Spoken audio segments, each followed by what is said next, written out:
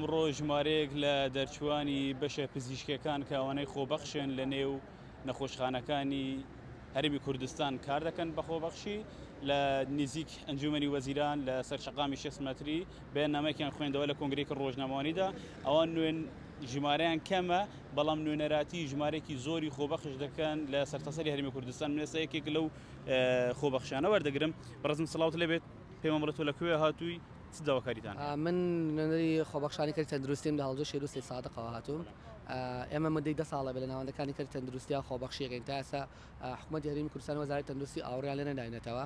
جابۆیە لەرەوە هاتوین لە هەولێری پایتەختەوە ئەمانەوێت بە وەزارەتی تەندروستی و سەرگۆزیرانی هەرێمی کوردستان بڵین ئێمە کۆمەڵی خۆبەخشین ژمارەمان 11000 کەسە ساڵانێکی زۆر خزمەتەکەین بەبێەوەی هیچ مافێکمان بدرێت لە ناوەندەکانی تەندروستیە بەبێەوەی هیچ امتیازێکمان هەبێت بەبێەوەی هیچ بڕەموچێکمان بۆ سەرف بکرێت جا لێرەوە داوا لە سەرۆکی حکوومەتی هەرێمی کوردستانەکەم کە بفەرمون بە دامەزراندنمان وەکو تەواوی پارێزەکانی تر و ناوچەکانی تری عێراق کە ئێمە بە مافی خۆمان نەزانین مدەی 10 ساڵە بێ خۆبەخشیەکەین لە ئەوەی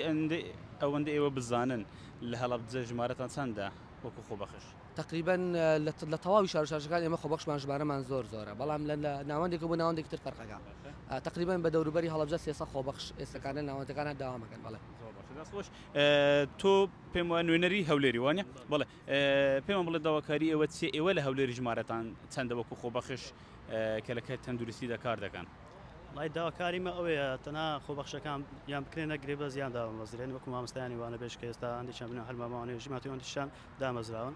داوای عەقخۆمان دەکەین کە بزانین مافی مەچی بەسەدێتنی هەتاکەی بەردەوامی لە کاری خۆبەخشی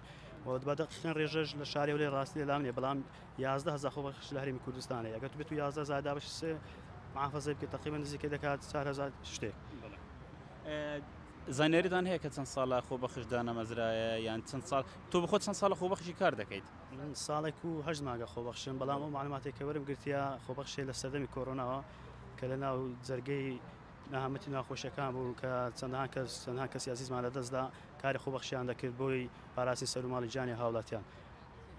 تقریبا دەکات لە 2008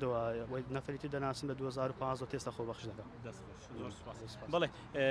وەک خۆیان باسییان لێوە کرد ئەوان بە نوێنەراتی سەرجەم خۆبەخشە دەرچوانی خۆبەخشی بەشە تەندروستیەکان هاتوونەتە ئێرە ژمارەیان بە تێک ڕای لە هەرمی کوردستان 11000 کەسە وە خۆیان ئاماژیان پێدا لە ساڵی 2014ەوە هیچ دەرچوویەکی بەشە پزیشکیەکانەوە کە بە خۆبەخشی کار دەکەن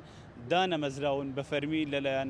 حکوومەتی هەرمی کوردستان ئەو داوا دەکەن وەکو مامۆستایانی خۆبەخش ئەوانیش بکرێنە گرێبەستی هەمیشەیی